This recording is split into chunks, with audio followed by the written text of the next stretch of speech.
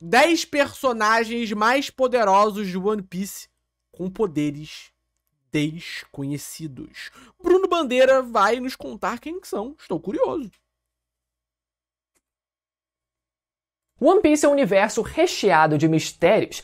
Papo reto. Essa é uma das coisas que faz com que o Oda seja um verdadeiro gênio. Ele consegue criar personagens e faz com que a gente eleve o hype deles lá nas alturas. E basta esses personagens aparecerem em cena pra gente ficar completamente maluco, mesmo sem eles precisarem mostrar uma fração sequer dos seus poderes. É verdade. Então hoje eu decidi listar os personagens mais poderosos de One Piece. É muito foda isso, né? Os personagens mais poderosos de One Piece, que nunca fizeram nada. O fã de One Piece é muito foda, né? Ele é viciado em power scaling. Com poderes desconhecidos, e ainda a gente vai tentar desvendar quais Top 4 vai ser o Moria? O Moria a gente já sabe, né, mano? são os seus poderes. Tema legal esse, hein? Então já chega. Tipo o Ace? Não, mas o Ace tinha justificativa, né, irmão? O Ace apareceu várias vezes na obra, né? Teve o flashback do Ace, né? O Ace, quando tava mais jovem, ele lutou com o Jinbe por uma semana e empatou, né? O Jinbe, que já era Pog na época, né? Teve a luta com o Barba Negra, né? Que ele pode ter perdido, mas foi circunstancial, né? Tem a light novel do Ace que fala sobre isso. Usando o seu poder mais secreto de todos, que é o seu like, e se inscreve aqui no canal para fazer parte dessa tripulação e vem navegar pelo mundo de One Piece. Kong. Kong que o Oda esqueceu que existe, né, no caso. O primeiro personagem da nossa lista é alguém que pouquíssima gente dá atenção, mas por enquanto. O seu nome é Kong, o antigo almirante de frota da marinha durante a era do Roger e atualmente o comandante-chefe do governo mundial, que serve como uma espécie de ponte entre a marinha e o governo. Pouco se sabe sobre o seu cargo na prática, dando a impressão de ser mais um cabide de emprego do que qualquer outra coisa. É o que é. E sabe-se menos ainda sobre os seus poderes. Esse cara nunca fez nada, ninguém sabe o poder dele. Mas ele tem que estar aqui, né? Porque... por scaling, né? Como alguém que foi um almirante de frota da marinha, certamente esse foi um dos personagens mais poderosos da história. Mas a dica sobre os seus poderes certamente está no seu nome, Kong. Uma coisa que o Oda adora fazer é nomear... Será que ele tem a Akuma no Mi do gorila? os seus personagens a partir da definição dos seus poderes. Sendo o exemplo máximo disso, o vice-almirante Smoker, que além de ser um fumante, também possui a Akuma no Mi da fumaça. E aqui a gente já descobre que a mãe do Smoker deve ter sido a personagem com o maior hack da observação da história, né? É verdade. Pra prever qual fruta o filho comeria no futuro. Ou ela já pretendia dar cigarro pro moleque desde criança, o que... Papo reto. Enfim, deixa as coisas um pouco mais sombrias. Então eu acredito que o Kong também siga essa mesma linha, com o seu nome tendo uma ligação direta com os seus poderes. Kong carrega o mesmo nome do... Ou pode ser que ele seja tão porradeiro, tá ligado? Que ele é foda igual o King Kong, tá ligado? Na porrada. Também pode ser isso, né? gorila, que talvez tenha sido o maior rival do Godzilla na ficção, mas talvez... Caralho. O maior rival do Godzilla foi o King Kong. Que isso, Bruno? Talvez o seu poder não seja exatamente inspirado nessa figura, já que o Oda costuma priorizar referências orientais quando se trata de seres mitológicos ou fictícios. E o maior símbolo de alguém que poderia representar esse nome seria ninguém menos do que Sun Wukong, o rei macaco da mitologia chinesa e o principal personagem do épico chinês. É, o Kong que é o bisavô do Luffy, né? Pra quem não sabe. Jornada para o Oeste. A título de curiosidade, o golpe do Luffy na sua forma do Gear 5, chamado de Bajrangan, faz referência ao deus macaco do hinduísmo chamado Bajran, que também pode ser chamado de Hanuman. Fala dele, porra! Fala do Hanuman! E a história desse deus macaco no hinduísmo foi quem deu origem à história do rei macaco Sun Wukong. Ou seja, esses dois macacos possuem uma certa relação de origem. O que faz eu pensar que talvez o Luffy e o Kong também possuam uma espécie de relação, quem sabe, de parentesco. Será, mané? Onde o Kong também seria um membro da família Monkey, fazendo assim com que o seu verdadeiro nome seja Monkey D. Kong. Foda, e possuindo a zoa mítica de Sun Wukong. Seria pica. Pô, vocês vão duvidar dessa cravada? Tá mais do que escrachado na nossa cara? Não vai, né? Eu não acredito que vocês estão duvidando da grandeza do mestre Bruno. Caralho, agora ele tá botando um insertzinho, mané, pra fazer comédia.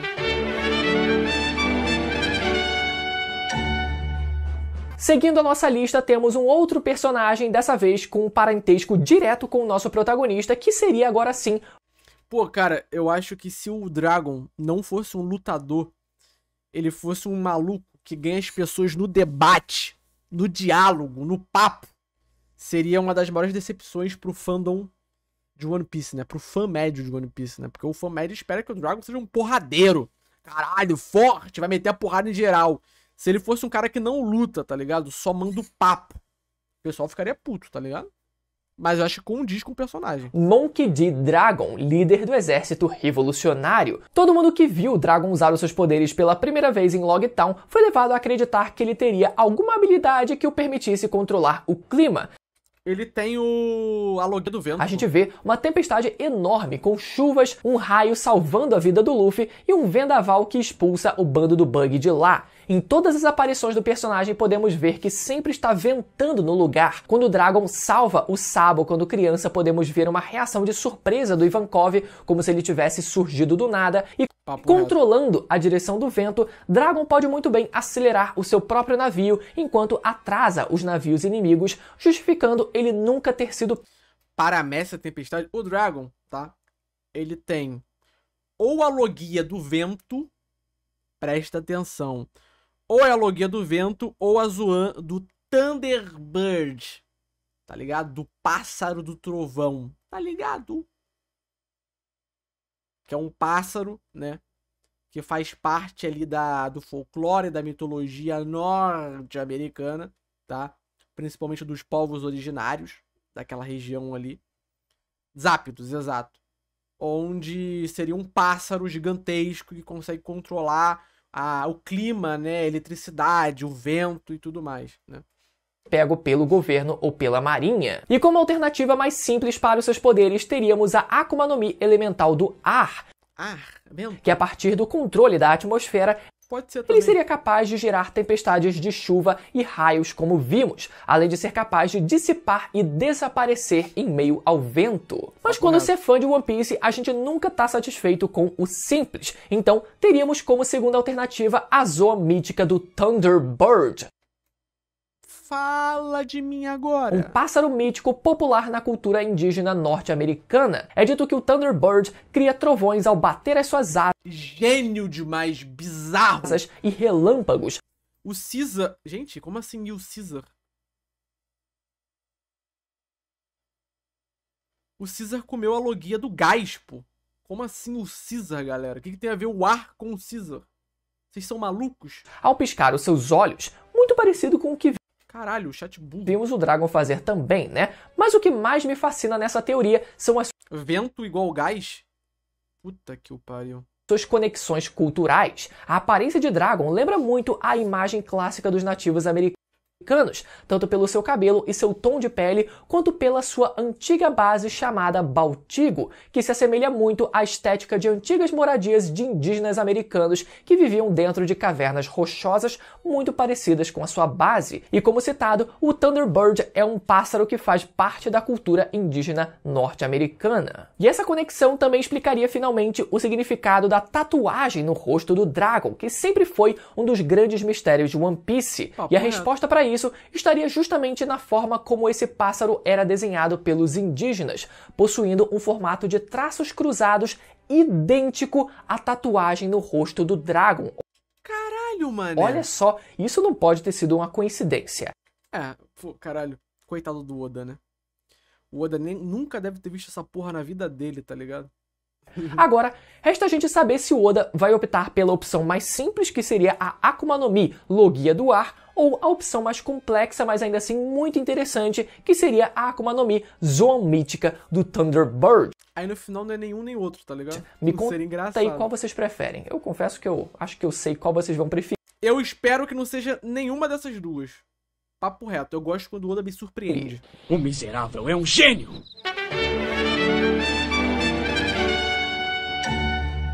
O terceiro personagem da nossa lista se trata daquele que se senta no trono vazio e é chamado de Rei do Mundo, aquele Imo-sama. Inicialmente, quando a gente não tinha nenhuma dica sequer sobre os seus poderes, eu imaginava um poder advindo das palavras, onde Imo poderia materializar fenômenos na realidade através da sua voz. Que imitada! Algo muito parecido com personagens como Inumaki, acho que não. em Jujutsu Kaisen, ou o Grammy, em Bleach, que é capaz de transformar a fantasia em realidade. Essa seria uma habilidade que casaria muito bem com alguém como Imo, que deseja manipular e controlar o mundo através da sua própria vontade, e ainda estabeleceria um paralelo com os poderes de Nika, que de certa forma também... o Grammy ele tem o poder do Gear 50, né? Mas só que ilimitado, né? O Luffy ele tá limitado à realidade ainda. O Grammy não. O Grammy consegue criar algo que não existe. Ou melhor, que existe. Mas foda-se. Gato, eu não mereço sofrer. Também é capaz de moldar a realidade através dos seus poderes de borracha. Mas quando vimos Imo tentar eliminar o Sabo durante o Reverie, podemos ter uma pequena fração dos seus poderes, onde Imo assume uma forma de uma criatura gigantesca com garras e presas afiadas e uma cauda de demônio, que medo! Sendo capaz de devorar a chama do Sabo sem problema algum. Essa semelhança de Imo com um literal demônio fez com que a gente pensasse que talvez Imo tivesse literalmente a fruta do diabo. Papo Akuma no Mi. Ou seja, a Akuma no Mi. Mas ainda seguindo a lógica... Ele comeu a Akuma no Mi! E o cinema chora. De que os nomes dos personagens sugerem a definição dos seus poderes, vimos também que Imo costuma se autodenominar apenas como Mu. E essa é uma dica... Mu! Ele comeu com o nome da vaca. Sabia. Dica valiosa, porque Mu em japonês é vaca. Significa o vazio. O nada. Isso de primeira já se conecta com o século vazio, que foi apagado da história do mundo, ao trono vazio em Marijoa, então isso pode indicar também que Imo possua a Akuma no Mi do vazio. Essa ideia faz... É tipo a Akuma no Mi do Okuyasu? Akuma no Mi do Okuyasu. A stand do Okuyasu de Jojo, parte 4. Akuma no Mi é foda. Ele... Vum. Vum. Vum, tá ligado? Todo sentido. Ele consegue apagar as paradas? Quando a gente lembra que cada Gorosei faz referência a um dos 5 primeiros planetas do sistema solar, enquanto as armas ancestrais fazem referência aos Pluton, que é o cachorro do Mickey, né? Outros 3 planetas que foram descobertos somente muito depois na história, e com o Luffy sendo o centro desse sistema solar representando o Sol, sendo aquele que ilumina a tudo. Ou seja, Imo poderia representar o vazio existente no universo. Acho que não. Com os seus poderes representando a... Capaz do Imo nem lutar, tá ligado? Tá aqui 10 personagens mais poderosos do One Piece. Matéria escura existente nesse universo e que se sabe muito pouco ou quase nada sobre a sua composição no mundo real. Da mesma forma... Isso do vazio vem do taoísmo. Papo reto, Robson. Só existe o conceito de vazio no taoísmo. É verdade. Mas que se sabe muito pouco ou quase nada também sobre a figura de Imo em One Piece. Então olha só que correlação legal que a gente pode fazer aqui.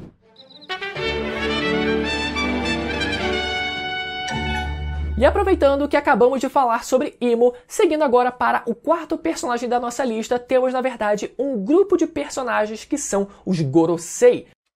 Papo reto. As 5 estrelas anciãs e as autoridades máximas desse mundo. Me impressiona, galera, o tanto de gente que batia o pé com vontade para dizer que os velhos não serviam para lutar e agora todos parecem ser usuários de Akuma no Mi. Mas aí também é engenheiro de obra pronta, né, o meu querido amigo Bruno Bandeira? Aí é engenheiro de obra pronta, pô. É porque até então os velhos nunca lutaram, era só velho. Então o pessoal falar que eles provavelmente não vão lutar, né? Porra, era uma ideia da época, né? Agora que eles têm com a Akuma no Mi é fácil de chegar e falar, né? Porra, aí o Bruno Bandeira... Porra. Sempre perdoe as mentiras de Bruno Bandeira. Por enquanto, só o que vimos foram as suas silhuetas. Eu vou dizer pra vocês que eu acho bem provável que o Oda crie nomes completamente originais para as Akuma no Mi dos Gorosei.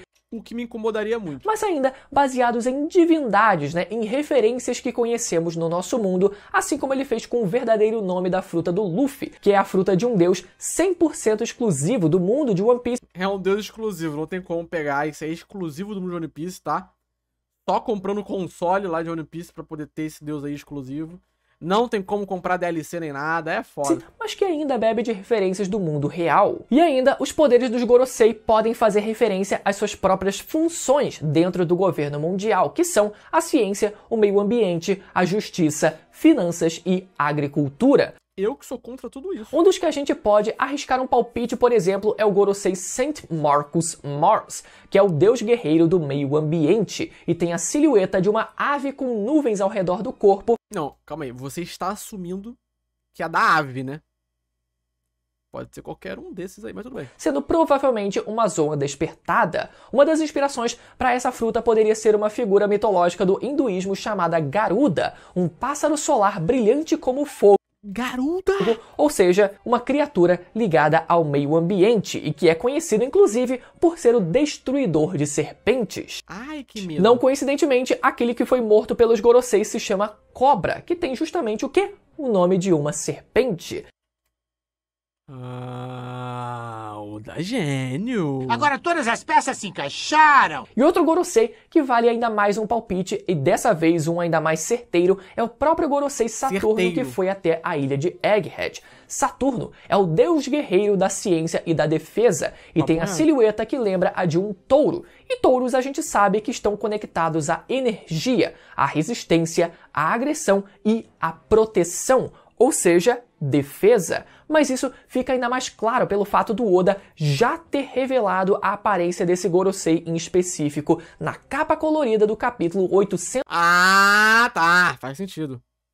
É que eu não tinha notado que o Oda já tinha revelado nessa capa. 258, que mostra o Luffy enfrentando um bisão num jogo de Caralho, eu sou muito fã dos fãs de One Piece, bizarro. Futebol americano, com o detalhe de que esse bisão possui uma cicatriz do lado direito do... Porra nenhuma, cara. Isso daí é uma referência, tá? Eu vou ter que trazer aqui a referência. É uma referência. Cadê?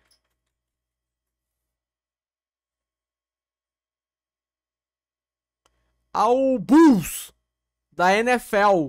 Nem é do basquete, tá? É da NFL. O Bulls. Touros. Tá ligado? Óbvio. No rosto, a exata mesma cicatriz no rosto do Gorosei Saturno.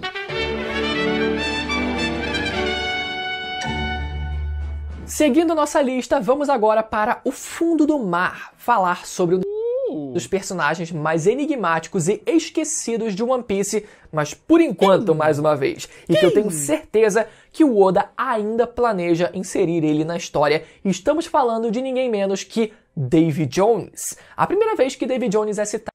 O mago? Não acredito. Eu não acredito. O mago? Que isso, irmão? Meu coração até palpitou aqui. No mangá foi no capítulo 306, quando a Nico Robin explica que o Davy Back Fight foi criado por ele na ilha Hachinosu, onde a intenção era apostar membros das suas próprias tripulações para formar um bando ainda mais poderoso. Não só isso, mas também conhecemos o vilão do arco da Ilha dos Tritões, que se chama Rod Jones, um nome muito parecido com o de Davy Jones, mas que o Oda nunca confirmou uma relação de parentesco direto entre eles. E ainda temos o navio holandês voador, que na vida real era comandado pelo Davy Jones, mas que em One Piece pertencia ao Vanderdecken, que foi passado através de 8 gerações pela sua família, desde que o primeiro Decken morreu na Ilha dos Tritões. Davy Jones, na lenda real, era um ganancioso chefe de convés, caralho! Que era famoso por colocar todos os pertences valiosos da sua tripulação no seu próprio baú. Enquanto isso, o nome Vanderdecken significa literalmente o quê?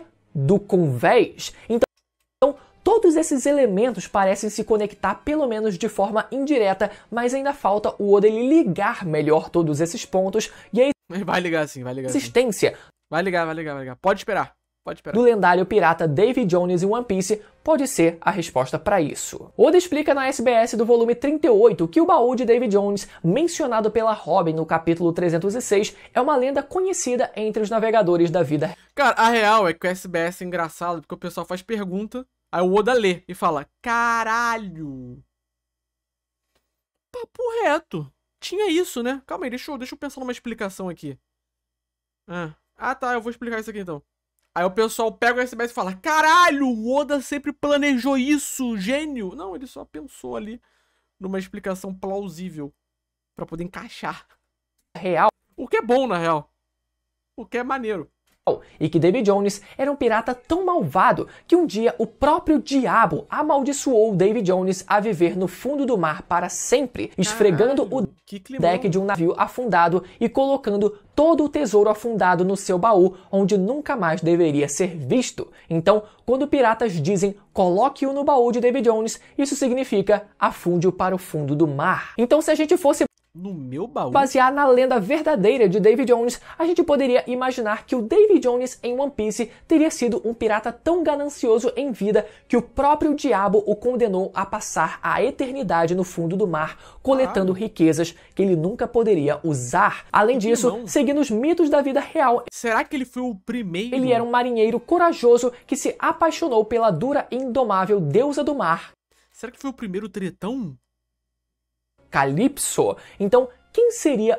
Mas aí seria mó papinho esquisito, né? Porque aí o tritão seria um ser amaldiçoado? Acho que não, acho que o Oda não faria isso. O diabo nessa história que teria condenado Davy né? Ou faria? Jones. Joy Boy? Afinal, os D eram considerados os diabos desse mundo.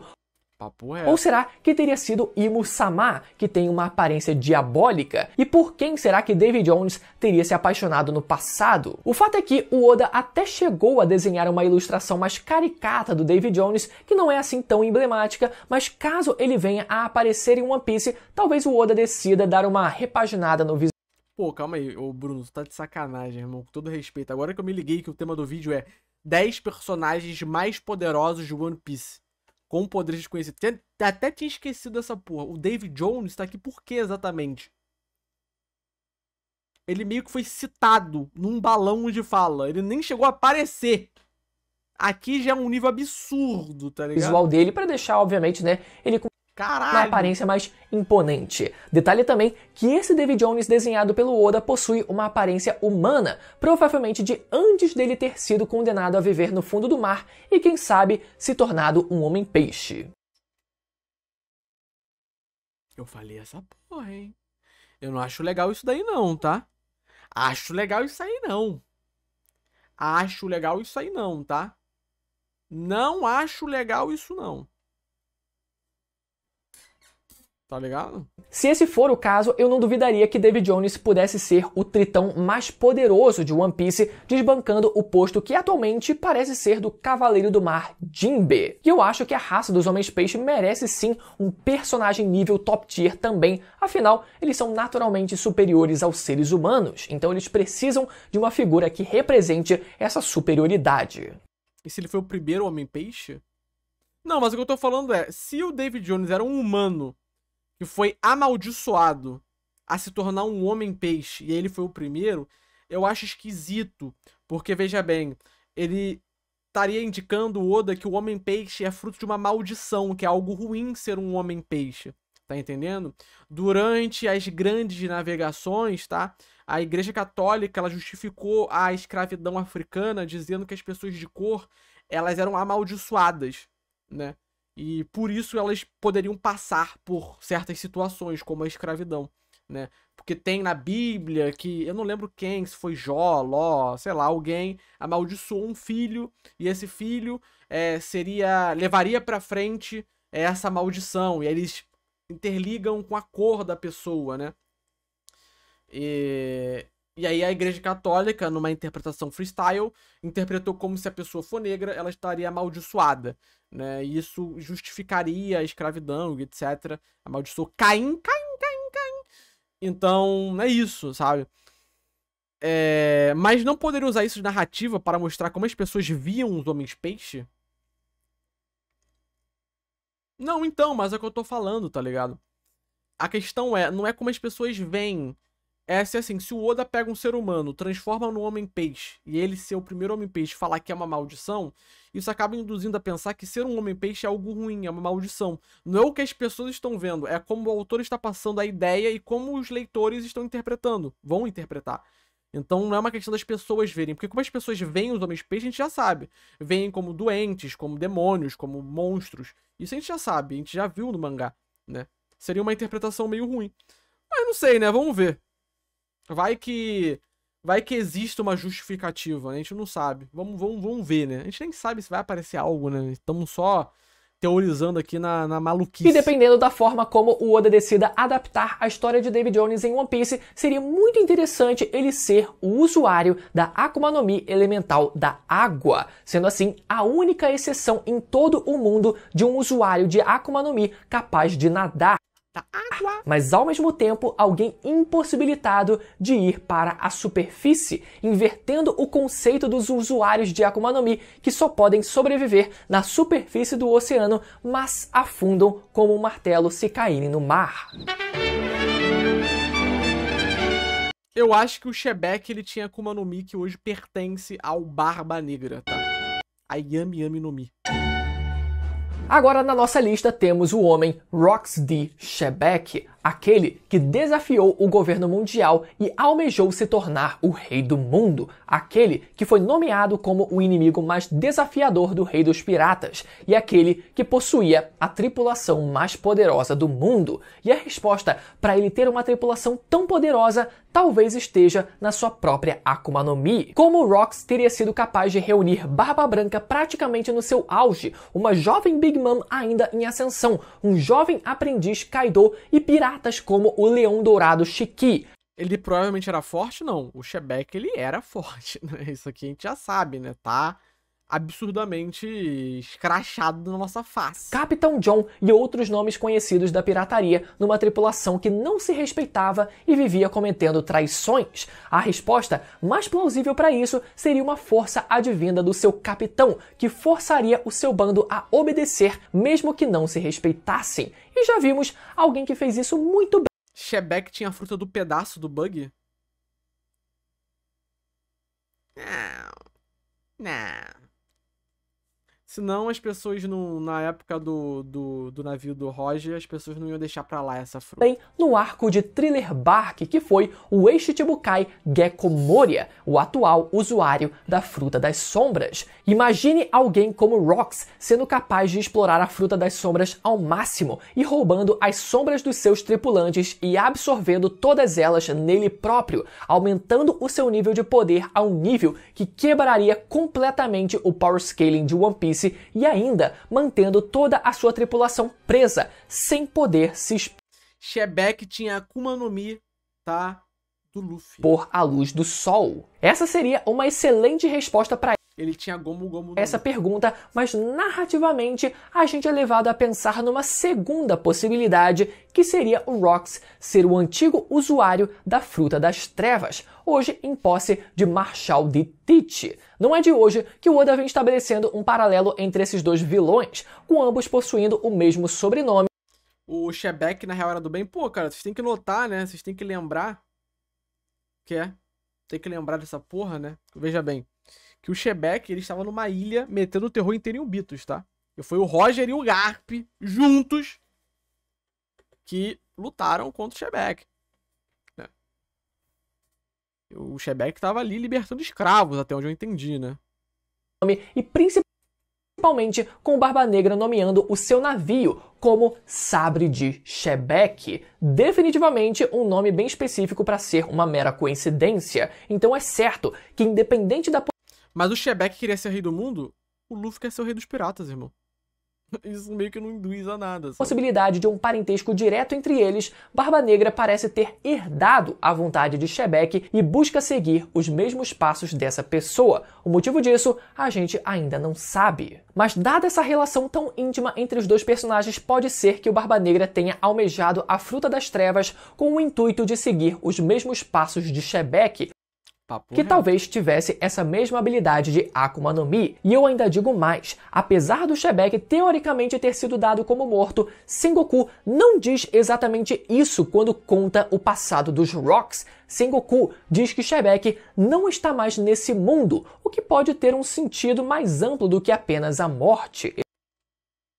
Bruno, ele poderia estar numa outra dimensão. Calma. Numa outra realidade.